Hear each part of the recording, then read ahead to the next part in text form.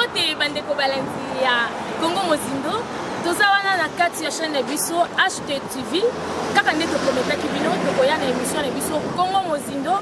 Je suis là votre humble servante Blessing Muleka depuis quelque part. Nazawana na ndeko na ngai oyo aza awa na yende tokobeta masolo ya Congo Mozindo. Nini oyo eza Congo Mozindo. Sans oublier bino ba internaute na biso na kati ya Fabi TV. Tokoba to comprendre ikambu nini oyo tozolobela na kati ya HTTV na émission na biso Congo Mozindo mbote papa. Blessing Muleka, moi Sinzambe. Merci Pepo Nayo. Merci pour na continua biso ya Fabi TV.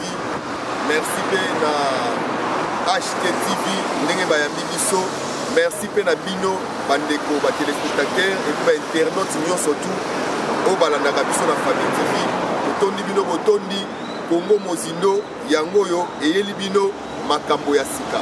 Congo Mozindo eza émission oyo ya sika tobandi na kati ya HTTV nde yango na kati ya Congo Mozindo eza première émission na biso na kati ya HTTV na kati na yango tomoni ke rubrique eza ebele na kati mais sujet oyo tokoki kobanda nango tellement ke toza na fin de l'année eza accenti baba accenti mungu oyo na lingala babengi yango matondo Yesu ou encore merci Seigneur tellement que toza pe ba chrétien il faut toujours être reconnaissant envers notre Dieu koyebisa nzambe wana azwa na ele kumu na ebite pa papi toza déjà na fin de l'année yo ko kopesa nzambe matondo na nini oyo vraiment nzambe ya lola asale.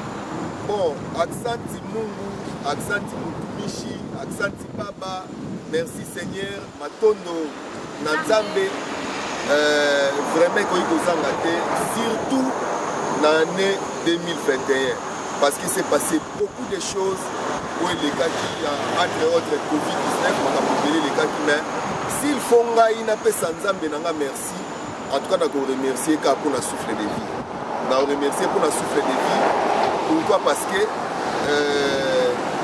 c'est-à-dire même si on est en 2021 makamna lingana sala na réussite iko sala ya moté mais le kola naza na vie et sengel na senga merci parce que na 2022 makambo na raté beaucoup na 2022 na 2021 plutôt na 2022 naza na kondima ke usalisa po bible lobi nzamba za mutu aza nzambe ya ba viva aza nzambe ya ba morte lokola tozana na vie et sengel na kumisa et puis bible za koloba ke il y a encore de l'espoir pour ceux qui sont en vie. Voilà, on appelle la reconnaissance ya kopesa nzambe wana matondi tope encore merci pour la bolimonae pour azopaki ya famille na biso 2021 oyo maladie yaki malgré maladie on est là on est vivant tozopesa ka nzambe wana matondi na sinya reconnaissance ya bolimonae sans oublier ya kopesa susu matondi ebele na kati ya chaîne biso HTTV et puis merci ebele na kati ya Fabi TV na babonné na biso ba internautes na biso ba mbote na ngai ebele bisika bozali sans oublier mon boss Yannick Bolunda ba mbote ebele merci Seigneur pour bolingo na yo nde yango sali ke tozala oyo tozalelo mais na kati ya émission na biso ya Mozindo ya Congo toza na ba sortie ya ba rubrique ebele ndenge kaka tosignalaki bino déjà avant que ba rubrique eza ebele asanti mungu elingi kopesa kaka toujours nzambe na biso matondi ngape naza vivante naza oyo naza lelo eza ngolu ya nzambe kozala oyo eza lelo eza ngolu ya nzambe yango wana il faut toujours koyebisa nzambe akumama na ye merci Seigneur matondi asanti mungu elongo la papa pi tozopesa nzambe wana merci papa en tout cas Blessing Muleka accenti mungu eza pe po na bino ba téléspectateurs na biso na ba internautes na biso bokolanda biso na Fabi TV okoki osala pe image na yo vidéo na yo osengi nzambe merci otindeli biso yango le reste biso tokotambwisa micro ya HTTV na bandeko nyonso tokutana bango pe batémoigner nene ya nzambe na oyo nzambe asali bandeko kosenga nzambe merci eza très important eza signe moko ya reconnaissance nzambe eloko asenga apa na biso la première des choses tozalaka reconnaissance même adoration même louange ce sont des signes de reconnaissance même nde tokende ezaka basigne kaka ya reconnaissance donc tozala reconnaissant ozomona lokola les dix lépreux oyo yesu masi abikisaki bakendaki mais moko azongaki epai yesu asengaki ye merci soki merci ezalaka na importance te yesu alingaka tuna ye motuna wana te où sont les 9 autres Blessing Muleka vraiment accent baba accent mungu il faut toujours kozala reconnaissant là nzambe wana azopesa biso pema soki toza o toza lelo eza ngolu ya nzambe wana nde azobatela biso combien bakufi combien tobandaki na bango début ya 2021 mais na fin ya lelo bakomite biso tokomi décembre il faut toujours tozala reconnaissant ya koyebisa nzambe wana azwa na ye toujours lokumu azwa na ye masanjoli parce que ye nde abondi na yango papa papi nayebi te na kati ya Congo mozindo toza na basorti ya barubrique mwa ebele na kati oyo bandeko na biso balandi na biso babanda kozela kotala yango parce que oyo eza émission na biso ya yambo ndenge kaka nalobaki eza émission ya yambo oyo tosepeli kopesa nanu liboso mokolo na pema matondi parce que ebongi na ye sikoyo na kati na bozindo na biso ya Congo toza na barubrique mwa ebele na kati elongo na bino tokodécouvrir yango tokoyeba rubrique na rubrique elingi koloba nini na kati ya émission na biso ya Congo mozindo na pesi bino nyonso mbote bino bandeko bomesala kolanda biso na Fabi TV bo continuer toujours ko liker bo continuer toujours ko partager lien pour ete bandeko mosusu pe ba bénéficier na yango to continuer na bino to comprendre ba rubrique oyo eza na kati ya émission na biso mozindo ya Congo. Merci beaucoup Balandia HT Télévision, merci Blessing nous les gars, merci à Papa Papi, on a payé moi espace pour Blessing, merci à Balandia HT Télévision, télévision à Lelo, et le binôme Papa Papi, merci à Naba, on a bisu à YouTube, Fabi Télévision, pour vous noter, abonnez la bisu à Tongo, Cédric Kakessa, Motema Lina Kakessa, et comme on va dire, c'est qu'il faut que tout le temps à Claudia. Donc, merci beaucoup Nabino sur Batobola Nabiso, Congo Mozindo compromis, HT Télévision, que comme nous faisons payer déjà la HT Télévision, Congo Mozindo, émission Nabino. Émission Congo Mozindo à Lilo, Isaka n'a pas répliqué ça. 3 rubriques seulement. Ça va répliquer belé, n'engue, YouTube, ba émission n'a pas répliqué Nabiso belé, mais Lilo, Isaka n'a 3 rubriques spécial. Rubrique à l'émotion, les alliés, rubrique na biso boye vite de la camine point de vue. Point de vue to kolandangwa to ka point de vue à maintenant par rapport à CG OESA sur terrain na kati ya mutu par rapport à événement ya mboka na biso.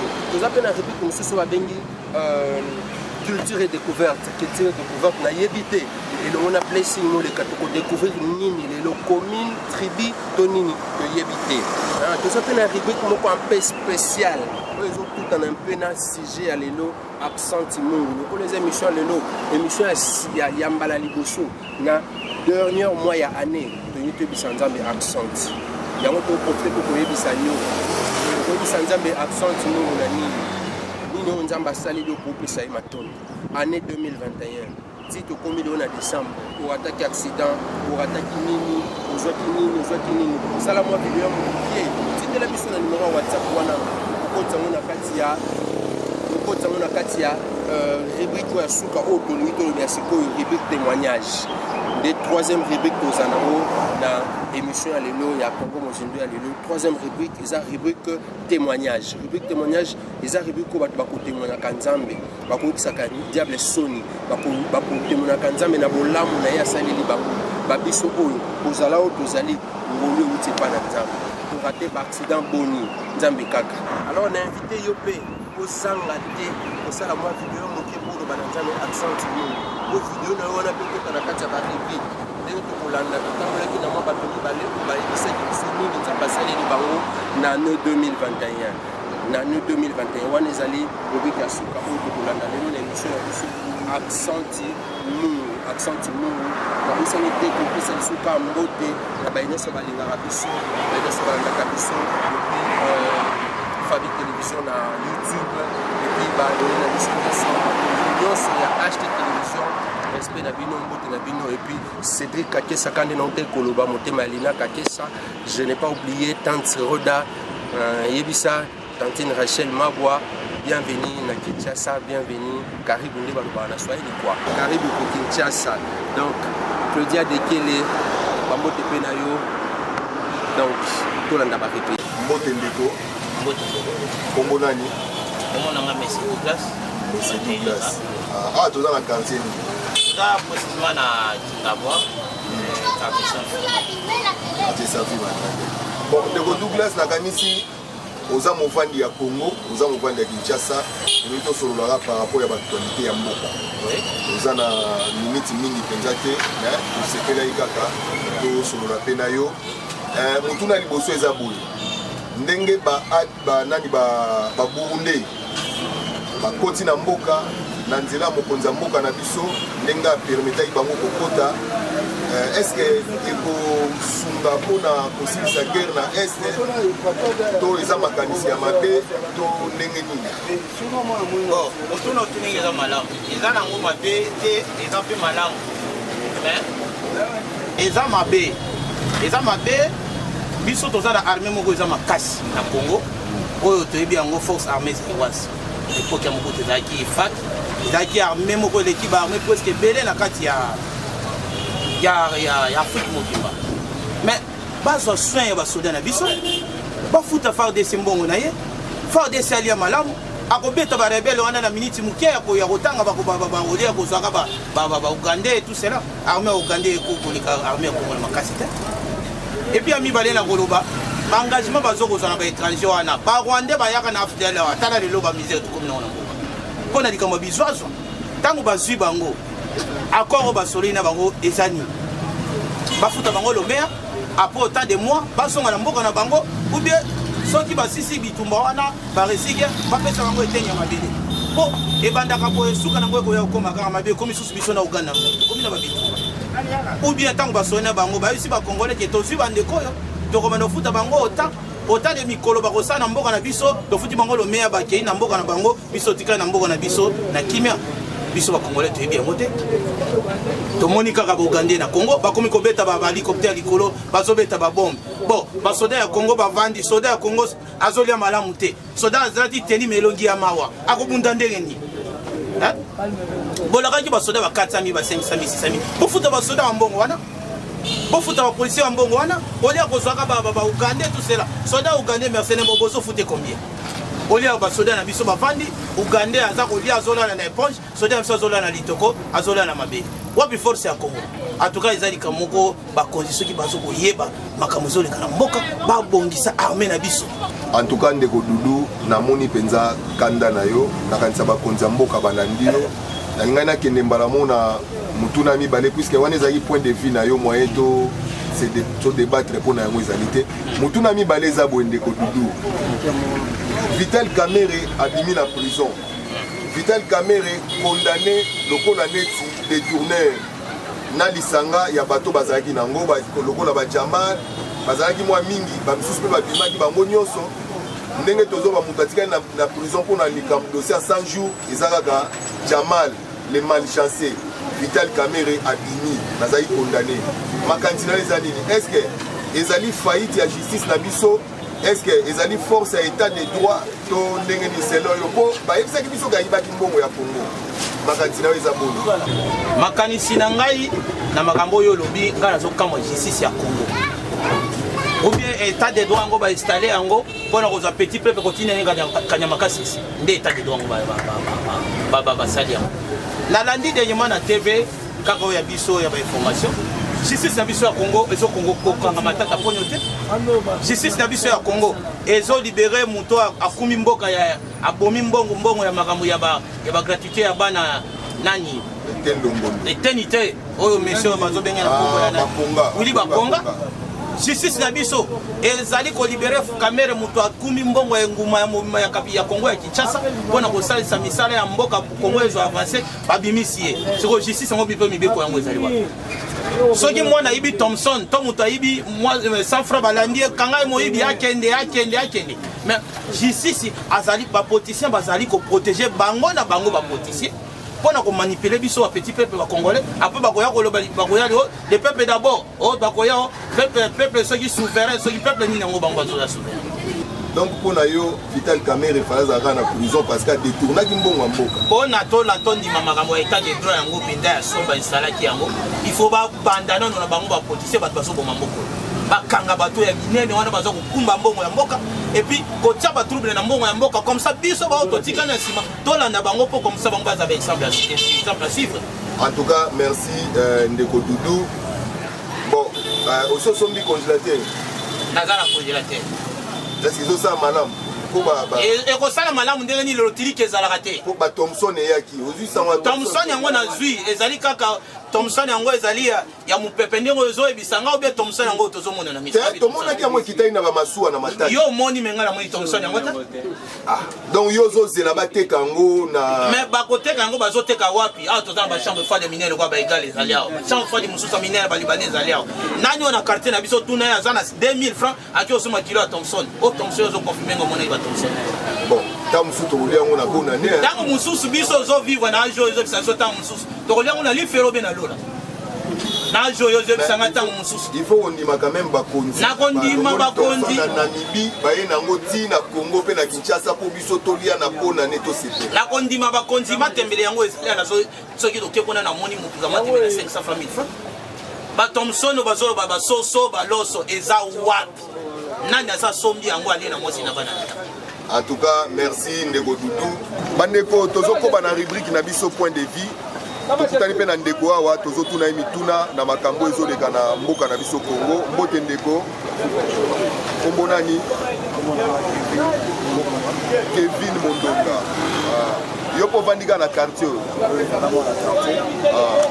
bon tolingaki totuna ndeko Kevin eza bapréoccupation eza mpe kopreoccupe yo puisque oza congolais makambo ezoleka na est ya mboka na biso ndenge baugande baye kopesa main forte na armée congolaise mpona kosilisa guerre na est est-ce que yo oza d'accord nango to omoni ezali faute moko bakonzi ya mboka basali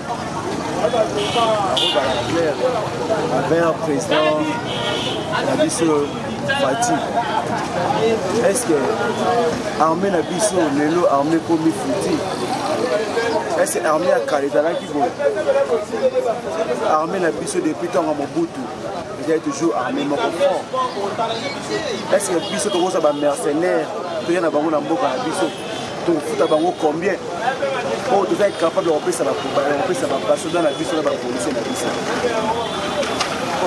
comme il y a un garant de la nation, il faut condamner les pays maramuni à zone de Malango et ça au pays la biso. Quand on a espoir, il y a président Fatima. Donc il y a quand même la confiance. On a quand même la confiance à président Fatima. Mais dans le souligné les locaux, ils ont mercenariat, armée on a besoin de mercenaires, ils ont armée régulière, les balobaka, il y a Uganda. Ils ont Uganda, bayaki basunga biso. Bon, nous tous n'avons pas les négociations. Le rôle de la président de l'Union sacrée et président de l'Union africaine. Voilà. Il y a voilà. Il y a la confiance. On a la confiance à président.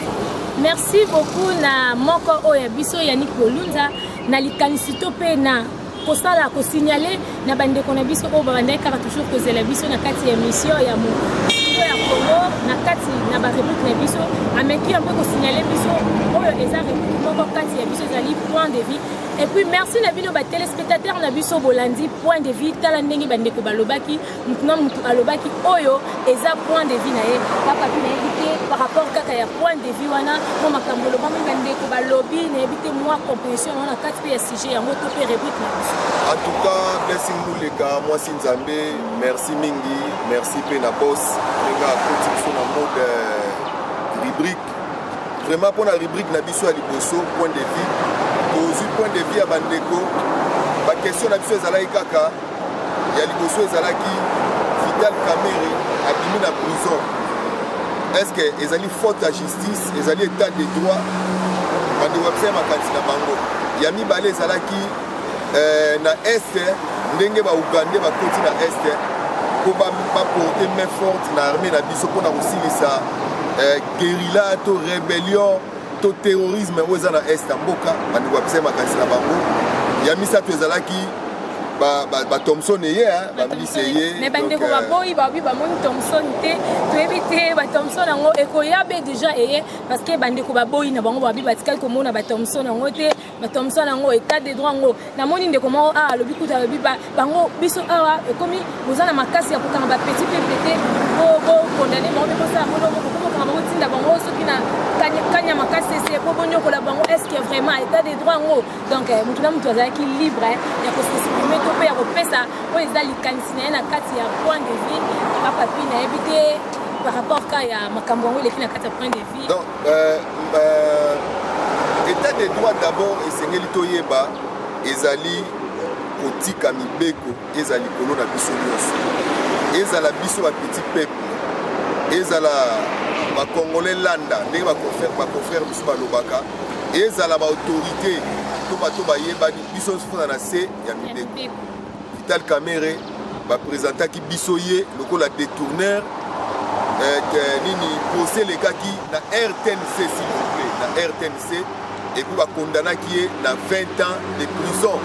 En dehors ya 20 ans on azwaki basanction mosusu oyo ezali politique mpe administratif azwaki yango et puis bon toyei komona Vital Kamerhe aye kobima na prison. Mpo na biso toyebi ke asalaki recours akendaki na appel après okende na appel akendaki mpe na cour ya cassation mais cour ya cassation eboyela Vital Kamerhe ya de cela plusieurs mois liberté provisoire mais toyebi te sikoyo bapesi ye liberté provisoire kaka na bacondition oyo ya kala wana eboyamaki to bacondition ya sika mpo na bacondition ya sika oyo ya kala oyo bacondition oyo bakoki kopesela moto liberté provisoire ezalaka nanu eloko ya liboso il faut bayeba adresse na ye exact domicile na ye et puis il faut pas azala mutu oyo akoki kokima c'est-à-dire azala bamoya kokima te eloko ya misatu ezali baindice ya culpabilité ezala mpenza kopese mingi sirie te mais Vital Kamerhe azalaki déjà condamné est-ce que bajuriste bakoki koexplike biso moto azalaki déjà condamné Blessing Muleka bapesa ye sous liberté provisoire sur quelle base je sais pas moi naozala kutu bamoya koloba. C'est pourquoi bandeko tolekisaki micro balade babi ke vraiment eza normal te apparemment bazalaki mpe contacté ya komona ndeko Vital Kamerhe balibéré tandis que bato bazalaki kosattendre ke fo makambo kende ntina suka ndenge mpena makambo ezalelaka na logique des choses ma ye bamoni yango ekomi un peu flou vraiment toyebi te wana kaka bango nde bayebi secret ya liberté ya ndeko Vital Kamerhe bapapi bongo bamilitaire oyo baza baétranger bakoti na mboka epuis toyoki mpe bambisi eye mpo na yango likambo yango mpo na yo likanisi na yo eza nini bana mboka mpe bacomprendre yango. Bon mpona bamilitaire d'abord eza bamilitaire eza armée ougandaise nde bakoti na mboka na biso faut to préciser parce que intervenant mibale abengaki bango bamercenaire voilà abengaki bango bamercenaire te baza bamercenaire te eza armée régulière ya Uganda nde baye na mboka na biso koporte main forte na FRDC mais seulement kaka ke esiko ezosala mpasi tozoyeba te biso bacongolais mokonzi ya mboka asali accord nini na bango epuis akopesa bango nini bakosala combien de temps na mboka na biso puisque vous pouvez vous imaginer armée étrangère eye na mboka na biso bango moko base prononcer balobi bakotikala na Congo ti mokolo baadef bakosila donc toyebi te 10 ans 20 ans 30 ans toyebi te eza na mwa baflou mingi na kati wana soki conseiller ya mokonzi ya mboka na matière oyo ya militaire na matière militaire soki akoki koexplike malamu bana mboka bakoka parce que ezotika biso baflou ebele toyebi biso nyonso tu baarmée oyo ya kote ya este kuna ezala barwande baugande baburunde batanzanie baarmée wana nyonso tu baprofitaka na Congo en réalité baarmée wana na baarmée na FRDC baza binemi sikoyo toyebi te ndenge nini coopération esalami mais assez conseil bambisi Blessing Muleka biso toza bajournaliste tomonaki bambisi baconfrère na biso bakufaki yango mbisi eyaki ekitaki na Matadi tomonaki yango ezali Thompson eza ya ofele te bandeko so balobi mbisi ye elingi eza ofele te ekozala ya kosomba bongisa mbongo na yo kosomba mbisi mais peut-être etekama na moins cher na prix ya bien donc c'était ça assez conseil bambisi baokabola yango te puisque bato mosusu aozelongi baokabola te o te congélateur na nga o courant te baokabola yango ezala ya kosomba ndenge tosombaka. Voilà, merci beaucoup papa pi mpona likanisi na yo na kati toujours ya émission na biso Congo Mozindo toujours na kati ya chaîne na biso HTTV bolanda biso mpe toujours na internet kaka nde bomesana kolanda biso na Fabi TV bokozala jamais déci toke na deuxième rubrique na biso kaka nde toyebisaki bino barubrique eza tellement ebele na kati ya émission na biso Congo Mozindo bobosana te ke émission na biso tobengi na nkombo ya Congo Mozindo Congo Mozindo nde émission na biso parce que ntango bomona barubrique pareil barubrique lokwa point de vue Par rubrique pareil, peut-être que ça en est mais Bobo Sanaté, comme l'émission à Congo Mozindo. Ce qui veut dire émission économique là, comme l'émission Congo Mozindo. Émission éco-touchée partout. Il y a un abouti pour la rubrique qu'on a comme point de vie. Voilà pourquoi on a proposé une deuxième rubrique qu'on a comme culture et découverte. On a évité Blessing Monica et nous toujours découvrir Nin, tribu, commune, Tonin, Tolanda. Ok, Bandeko Balandi, tous en culture et découverte avec votre humble servante Blessing Monica depuis quelque part. Tous en l'élo na kati ya commune na biso ya Gombe. Na évité ba précision tous en pas ndeko ou bien moko na biso to kutana na kati ya sika ya Mbote papa. Mbote maman. Papa, bana mboka ba Holanda ba za besoin ko yeba tout précisément na commune nini. Bon, précisément à place Tozali, ezali commune à Gombe. Commune à Gombe, ezali quartier résidentiel. Donc ba ba yebité, ba yeba ki place ngana Telemi, ezali quartier résidentiel à Gombe. Alors précisément place Nazali, tozana boulevard Tchatch. Donc inaza na katikati entre boulevard Tchatch na Roi Baudouin. Donc naza na katikati et en face na biso ba ba yebité, naza na pembe na Didi Kinwa ni boya kana sango. Précisément naza na isika ole. Voilà, les téléspectateurs na biso va comprendre bisika tozali. Papa na yebité a na quartier oyo.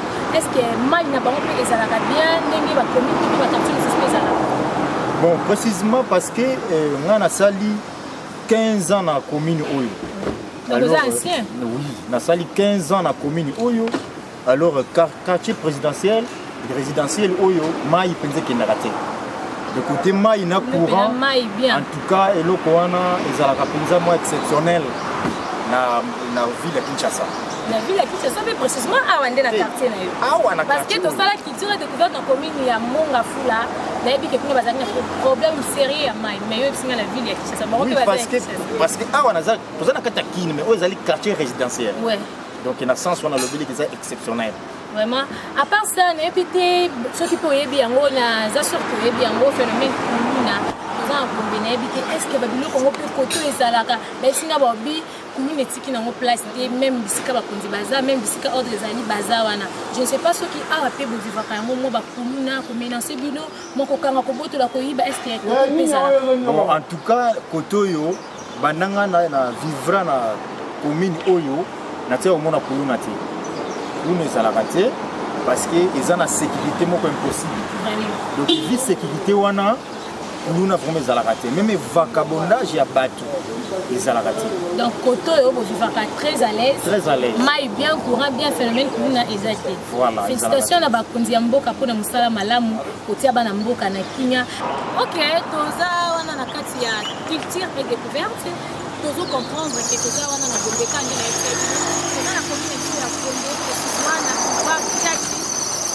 Pembeni, tout en face, il y a le camp où il y a dit que nous avons comme ndenge kaka ndeko wana exception tozaka plutôt découvrir ndenge nini awa bandeko na biso baza na komi baza kovivre mai na bango courant na bango vie sociale na bango eza ndenge mais elingi koloba ndenge lelo nde tokofisa kodemoka lelo toza juste na parti moko mais tokokoba lisusu kolakisa oyo etikali ifo tolakisa na kati toujours ya Gombe tokoba na bino bandeko balandi tozokoba toujours na kati ya commune na biso ya Gombe. Toza awa ndeko moko tokute na ye pe aza na Gombe apesa biso mo ba précision ya babiloko mosusu oyo eza awa na kati ya commune na ye. Mbote papa. Papa na ebite bala mboka ba Holanda yo kombu na. Ovanda ka peka koto na Gombe awa. Bala mboka baza na besoin ko yeba toza précisément na commune na Gombe mais na ebite oyo eza quartier nini to pe encore avenir ni. Avenir Roi Baudouin quartier quartier Ngalema avenue Roi Baudouin na commune ya Gombe. Papa na habité awa courant na bino za ndeni ni mai na bino est-ce que vous avez capé na mai ya bien courant ya bien ou bien vous avez mobile vous avez moi courant za mai za na moi passe mais courant za na mobile courant za bien habité phénomène kuluna auto kana ba commune mususu ne kaka tout le monde rentre na TV na habité bien ngo est-ce que côté peut besoin na ba kuluna o za ki ba tsaka bino vraiment mal à l'aise besoin na kimia ki côté kuluna za raté côté pena calme zali toujours le ba commune mususu vraiment na habité liboso boye bande ko balance total bien on a moni ba clôturer batima ene te soko koexplike bana mboka kuna liboso tozomona wana eza nini oyo liboso bomona eza barrière oyo batia frontière ya Brazza na Kinshasa. Donc eza mai oyo ya fleuve. Vraiment merci beaucoup papa. Ok, bandeko balandi bino mo bolandi bomoni ndenge bana mboka awa na kati ya commune ya Gombe ndenge ba ki ko répondre biso par rapport ya ba question ya biso ndeko tozaki na liboso lobaki ya papa pi ayebisa biso abi courant na mai eza bien sécurité pe eza bien mais ndeko pa yena biso ba biso comprendre ndenge alobeli abi quand même bazala moi difficulté ya mai mais courant na bango eza na bien et puis sécurité comment eza na bien toujours dans kati ya Gombe toza awa précisément na avenue Tchachi donc on a pouvoir Tchachi awa ndeka bakoyebisa kibino toza awa na kati ya mais totamboli babude papa parce que Gombe eza monene balandi ya HTTV na émission ya Bosindo Gombe eza monene eza vraiment monene donc tozalaki na boulevard Tchachi donc tobandaki likolo tokiti na se ndeko ya se alobi ke courant eza nango bien mais mai eza passe nayebi te peut-être bango mpo aza na se côté ya fleuve je sais pas trop mais alobi kaka mai eza passe mais kamusi biso kaka na Gombe mpe baa na passe ya mai ebongo biso bato malweka biso bato ya Kaluka ya Mpasa ya Bigwa tolobani soki na Gombe deja eza na bisika oyo mai ezali pasi ebongo bana ya banga moyo donc eza compliqué vraiment to comprendre yango balandi biso ko comprendre par rapport à la réponse na bango biso pe to comprendre bi ko suivre biso ko to ba ki na wa et puis papa pi ndeko mi bali wana so tali bien na suka wana to fani sika protéger ba continuer ko pour dire ça ba soda te ba wana les africains oyo e kaboli biso wana Kinshasa na Congo Brazzaville donc mai eza wana frontière wana Mexique ezalaki wana bango nde mpe baza pembe na mai et puis bango nde kaka nde baza na problème ya mai baza na moins difficulté. Merci beaucoup na ba téléspectateurs na biso nyonso tozokoba na bino toke na dernière rubrique na biso. Merci na balandi nyonso ya HT télévision ya lelo ya makala HT. Merci na balandi nyonso ya Fabi télévision na YouTube. Merci na bakonzi ya HT télévision. Merci na balandi nyonso oyo bazolanda biso na moment oyo tolekisi bakoki koyebane bomoto baotolakisa biso lwambo ye mais balobi bakomaki biso ke tokokende na mozindo na yango na baémission oyo ya nsima tokende na mozindo na yango merci wana tokomi presque na suka mais lokwa sujet na biso ya lelo ya plateau lelo ezalaki accent mungu tokoki kobima te to tokoki kotikali sans kokoba na sujet spécial oyo nabengaki sujet spécial na kombo ya témoignage.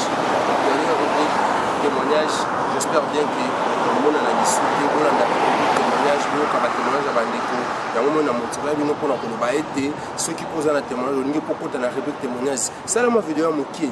Si tu as besoin d'un numéro à WhatsApp, tu as une émission prochaine, on a une rubrique témoignage, ou ça sert à ce numéro témoigner, ou on a l'année 2021.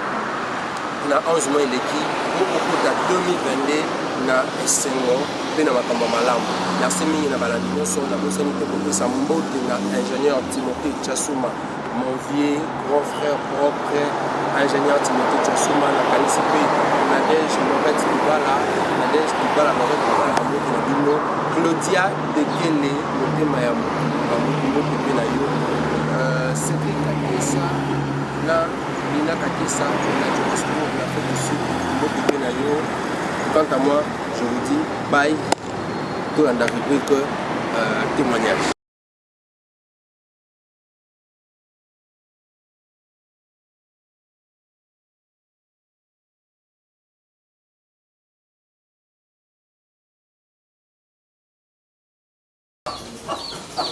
Beauté maman. Oui. Si on coupe ça 2 minutes carrément, je vais mon corps. Oui, il n'y a pas de problème. Vous êtes sous maman. La vie est sur le revendre.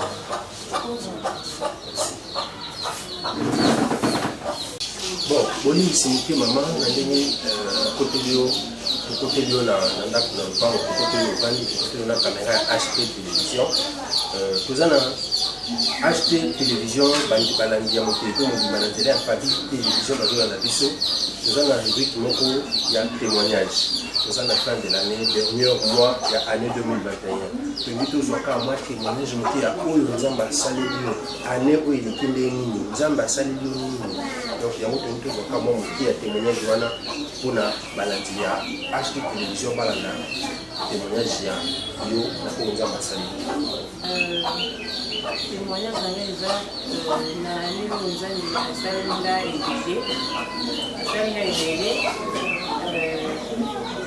d'abord, une voiture, je ne pensais même pas que la voiture, fallait pas aussi ma ici, tout ça. Mais je m'a fait grâce, une voiture. Après, on a fait dans le salon, et malgré ça, quand il y a une bénédiction policière j'ai été attaqué. Si vous voyez, qui attaqué déjà la production a plongé dans AVC. Donc, c'est par rapport à diable, on est aux actes qui sont là, ça va vraiment partir. Et même, malgré ça, Dieu m'a protégé, attaqué la route. Je vais bien dans la grâce de Dieu. En tout cas, beaucoup de gens qui sont venus nous parler, si j'ai la visuelle et nous, la prise d'accent, nous, il faut les recueillir à témoignage. La première c'est parce que l'année 2021, nous avons besoin de ça avec nous, balanguer sur la télévision, faire pas de télévision, nous qui maman, la visuelle à lobby, nous avons passé l'année 2021. L'année 2021, à Kaniseki, nous avons tout comme aujourd'hui, à Zanamutuka, et nous avons passé les gaz à Zumosala, et nous avons passé les gaz malades, nous il y a qui faut rabaisser, et nous c'est que l'ennemi a vu comment Zamba assista qui est maintenant le kilo moa sala pour que azonga na sia pour capter toujours na Zamba sala qui même ngolu et ya kinzamba azalaki toujours dans ce cours ce qui a fait que Nzambe a soulaillé voilà du mana eleki. En tout cas maman merci nous pour qu'on ait pu commenter comment maman nani. Ok maman Ingrid. Nous allons équipe de la famille télévision, la chaîne HT télévision. On connaît une sélection de tout côté de l'eau. Alors, moi, comme on a fait, c'est comme ça. L'habité sont coupés, c'est comme on a eu. Comment on a Christelle Kapaya? Maman Christelle Kapaya Massinga. Maman Christelle, nous avons une rubrique témoignage. Témoignage par rapport à l'année 2021. Tout comme il y a dernier mois et année. Nous avons salé, nous avons visité, nous avons pour nanga inde naza penza boye premièrement na commencer parce que na parmi ba vivant pe vivante na moment oyo amen zo monde po nga vraiment on nzamba sel nga penza na ne oyo ngai makame belé comme lingai makame belé na zui bazemi zemi zo longwa mais grâce na ye na ko zo zemi ka ba prière nzambe wana zo batela ngai. J'ai la foi que na kosimba pe moi na kobota ye. En tout cas nzambe wana osalela ngai na ebite na remercier ndenge nini. Nazaka suna la muki na tongo na mutongo etani na tali penza likolo na moni moi. Ngabi merci parce que na parmi ba vivant na tongo alelo. Nzambe wana osalela nga makambo ebele. Kana mukeo ya musala na ngo na ozwa. Moi dim na ngai zanga kate. Action de grâce na ngai, offrande na ngai vraiment zanga kate. Bandeko balandi Pesibino merci na ndenge bouti kolanda rubrique na biso spécial témoignage oyo sujet ya lelo ezalaki accent mungu donc na kati accent mungu tomonaki Pesibino oni ba témoignage ezalaki moi ebele na kati accent mungu oyo tomonaki mama oyo alobaki Nzambe akolo parce que biso mo pe témoignage ya biso mo pe ba vie na biso mo no premièrement ça témoignage les angolu on Nzamba sali biso ya wana to préférer ki kotia sujet wana ezala vraiment pour la fin de l'année ko ya accent na yango to mona ki mama o apesa ki pe témoignage na ye na kati ya rubrique po ezaki spécial pour la biso eza rubrique de témoignage mama alobaki alobiki Nzambe wana aza malamu parce que apesi musala et puis asuki wana te apesi susu muka asuki wana te azokoba kosa ele bolamu mama belaki santé dérangeaki mwa ndambo bakome kokende lokola moto azokende na AVC bandeko balandi toyebi AVC ndenge ezalaka enyokolaka moto moto akokoma paralyse moto akokoma na bainformation oyo azwi yango kaka na kokotama na ye boye deja azalaki bien me azwi yango na kokola na ye to mpe na vie na ye me nzambe wana na bolamu na ye na bolingo na ye abikisi mama na yango aépargne ye na kati ya AVC oyo elingai kobebisa santé ya mama elingai kokomisa mama peut-être na défaut me nzambe wana na bolingo na ye apesi ye makasi yango tozokoba toujours koloba kaka accent mungu aza malamu vraiment donc kaka na accent mungu tozwaki mpe mama ya mibale mama Christelle aza couturière ye tozwaki ye na atelier na ye ye mpe asengaki nzambe merci alobaki kaka accent mungu na sensi yake nzambe apesi ye mabota puiske azalaki kokanga zemi te selo ye moko nzambe asali ye grâce azwi zemi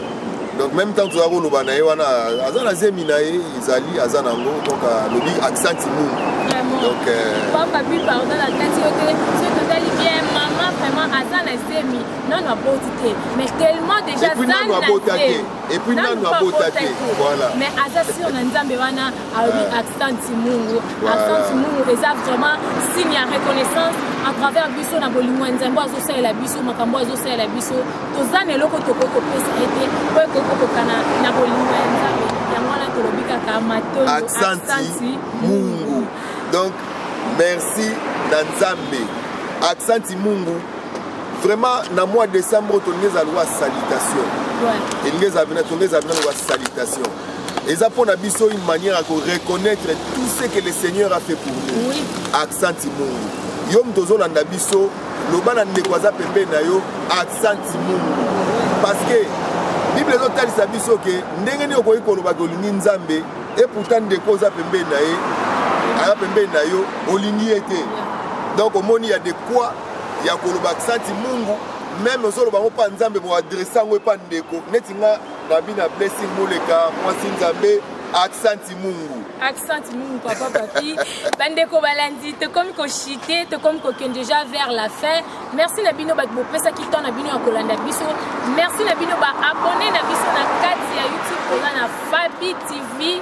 Donc, abonné na biso boza tellement ébélé, na moni abonné na biso etongo maman Claudia, la nôtre. Bambote ébélé biso kozali notre femme. Bambote na ngai ébélé et pas ya ba. Internaute na biso nyonso na ba bazali bana ya mboka avec mutima l'homme de Dieu depuis États-Unis. Bambote tellement ébélé na président Olivier Katende IDPS nde makambu.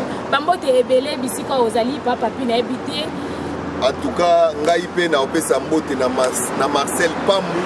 L'homme de Dieu depuis la France. Je salue aussi les pasteurs Ziko Lumisa depuis Turquie.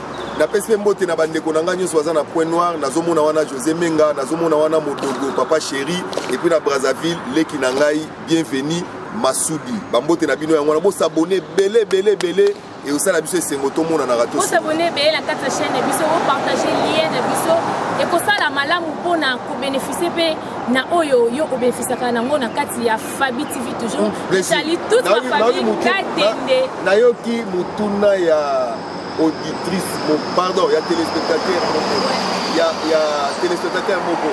Aotuna chaîne en ligne to s'abonner. Vraiment chaîne na biso zaka wana Fabi TV. Voilà. Toza toujours na kati ya Fabi TV. Bozala toujours wana ba abonner na biso. Ba opi baza na maison pour s'abonner. Pour s'abonner pour kozala jamais déçu. Vraiment na habité na commune ya Suka. Na yo ba isusu mingi na yo isusu nani o akoba kolanda biso na ebisi bino nyonso bana mboka même libanda ya mboka tokoba toujours kolanda Fabi TV sans oublier na kati ya télévision toza na HTTV kolanda biso wana toujours na ba RT biso papa papi 21h le vendredi 11h20 le dimanche la rediffusion. Voilà, pour comprendre le programme de Bisso, oh, tout ça, on a HTTV. Vraiment, la personne va remercier Belé. Donc, comme il a souka blessing moleka, na lingaki toloba na Fabi TV, na HTTV, Accent Mungu. Voilà. Merci beaucoup, ciao.